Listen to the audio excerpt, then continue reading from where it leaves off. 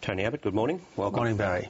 Let's start with debt, deficit and the economy. Do you accept that Australia's economy is the envy of the developed world? I certainly accept that our economy is strong, but I think that owes much more to the reforms of previous governments than to the spending spree of the current one. But Joe Hockey was prepared to concede at the press club that Australia's economy is indeed the envy of the developed world. You don't have a problem with that description? Well, again, I think John Howard and Peter Costello, and going back a way, Bob Hawke and Paul Keating can take a lot more credit than Julia Gillard and Wayne Swan. Yeah, sure, but did Joe Hockey overstate it then by agreeing with that proposition? Well, I think Joe was stating the obvious, that there's a lot of ruin in a country. Now, we were in such a strong position in late 2007 that not even the ineptitude of this government has completely ruined things, but still we are borrowing more than $100 million every single day.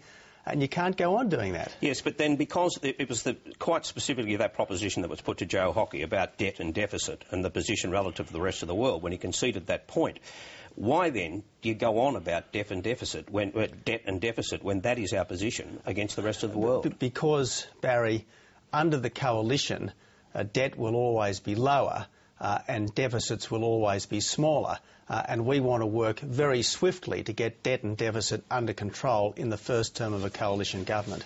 But still, he does concede that Australia's economy is the envy of the rest of the world. Why then, if that is the shape of Australia's economy, why do we have to accept a second-class broadband system? Well, we want a good broadband system, and that's what we'll get under the coalition. What we don't need, Barry, is a situation where every household in the country effectively pays $5,000 to build it. That's $5,000 per household to build it, and then you've got to pay to use it on top of that.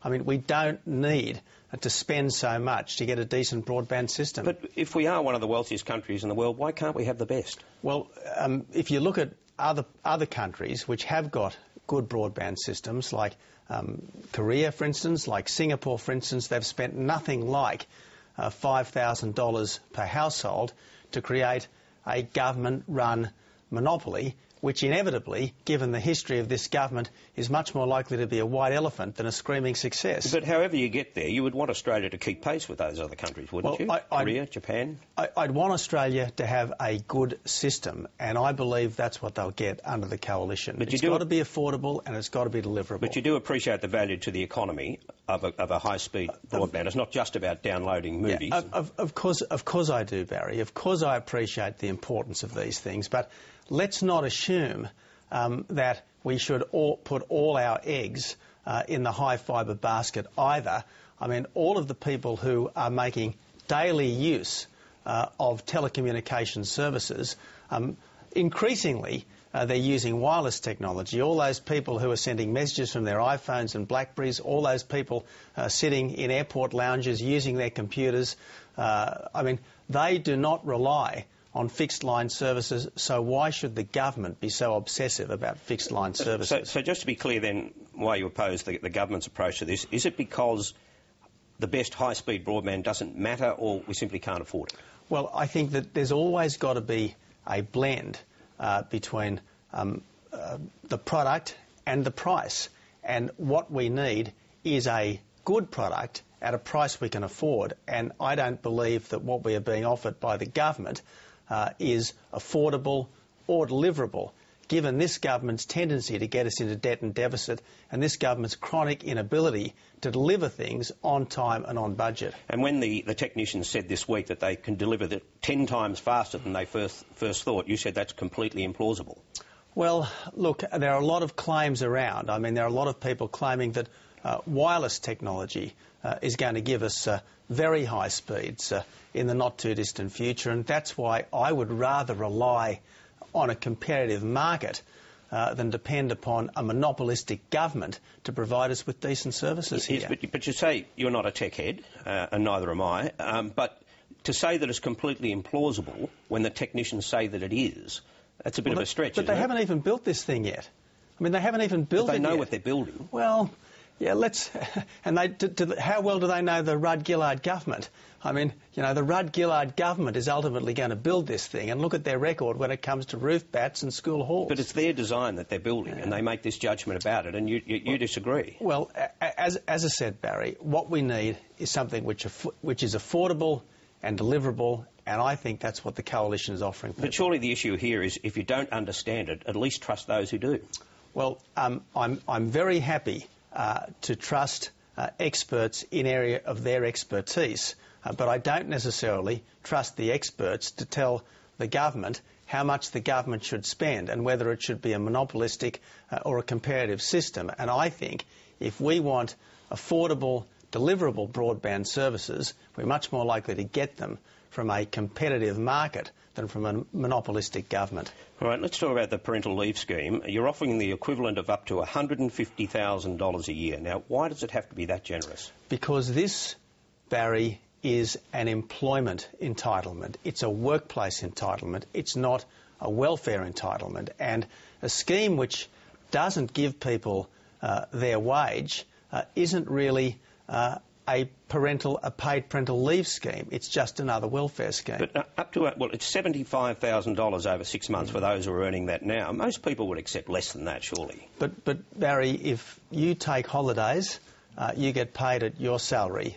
If you have sick leave, you get paid at your salary. If you have personal leave, you get paid at your salary.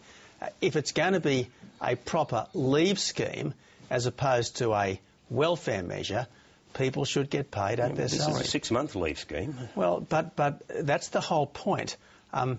We should not think of taking time off work to have a baby as something extraneous to people's real life. It is at the heart of the real life of Australian women, and I want to give the women of Australia the real choice, if that's what they want, to have a family and a career, the real choice which has been denied to them for too long. All right, well then let's talk about the fairness of it, because this means that some mothers will get 5 times what somebody on the minimum wage will get. How is that fair? And look, if you take your holidays, Barry, you are paid at 5 times what someone on 1/5 of your wage gets paid. That's just the way leave systems work. Now, I'm all in favour of a fair deal for all mums, and I was a very big supporter of the baby bonus, a very big supporter of the family tax benefit, Part A and Part B. But nevertheless, we do need a proper paid parental leave scheme if we are really going to be a truly fair and opportunity and participation society as we move forward. And hand on your heart, you will deliver it at that rate? Oh, absolutely, absolutely. From the 1st of January next year, the government's paid parental leave scheme will operate, and that's virtually a rebadged baby bonus, but that will operate for 18 months. Then from the 1st of July 2012, our much better scheme will operate. How will you keep the Nationals under control? Well, I accept, Barry, that not everyone was thrilled when I proposed this policy, but the party room made a decision, not without some opposition, but the party room made a decision. That decision stands and it will be delivered. And look, nearly always visionary social reform is questioned and criticised at the time, but a few years later people think, well, what was all the fuss about? Thank God we've got it. Why would you not submit your costings to Treasury as you should have done under the Charter of Budget Honesty? It's our charter, as you know, and we wanted to submit our costings, but that was until we had this demonstration that you can't trust this government. When you've got insider leaks from the government, we thought, well, why should we give our policies to the Labor Party before they're effectively going to Treasury and to the public? But I give you this commitment, Barry. Our policies will all be independently and authoritatively costed by a third party, and, you know, the government itself is not complying, unless, of course, they're not going to announce any policies. But this is not about a fight that you've got with the Labor Party. This is about a bond that you have with the Australian public. You promised the Australian public you would do this. Yes, and the government should respect the integrity of the process. They've demonstrated that they can't be trusted to respect the integrity of the process. That's why we will be giving all of our policies, we have given all of the ones that have been announced so far, to an independent third party, and in the course of this week we will be releasing the independent third party's verdict on our policies. And who will that independent third party be? I'm not going to name it, but it's a respected, reputable, well-known accounting firm. Very carefully chosen.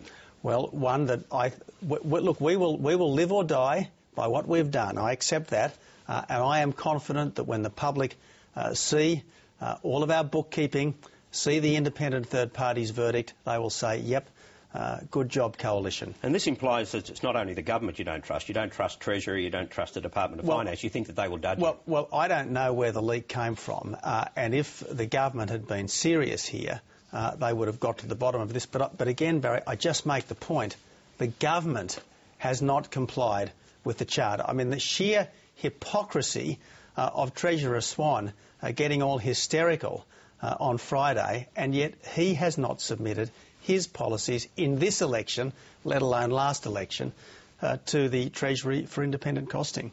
You say if you're elected on Saturday, the first thing you'll do is pick up the phone to the President of Nauru. That's not particularly visionary. But if we want to stop the boats, we've got to do it. I mean, if we want third country offshore processing, the only realistic site for it is Nauru. I mean, this is a complete fantasy. This idea of Julia Gillard's that we will ever get a centre in East Timor. The East Timorese have voted against it. The Indonesians don't like it. It's never going to happen. And this is typical of the smokescreens that Prime Minister Gillard has laid in the course of this election campaign. Is it really a top priority issue? So top of the list that that's the first thing you do is make that phone call? Well, I think that people want the boats stopped. I mean, let's face it, the Howard government stopped the boats. If the Rudd-Gillard government had been prepared to leave well enough alone, they never would have started again.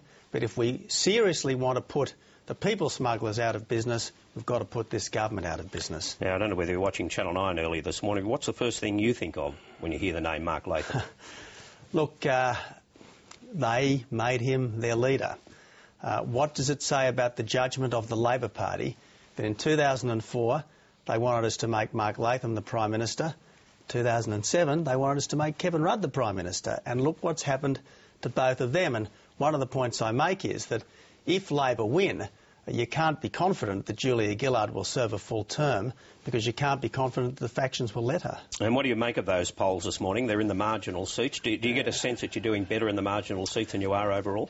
Barry, look, this is going to be a very hard election to win because we're running against an incumbent Commonwealth government, 5 state Labor governments, the $1 billion a year war machines that are the union movement.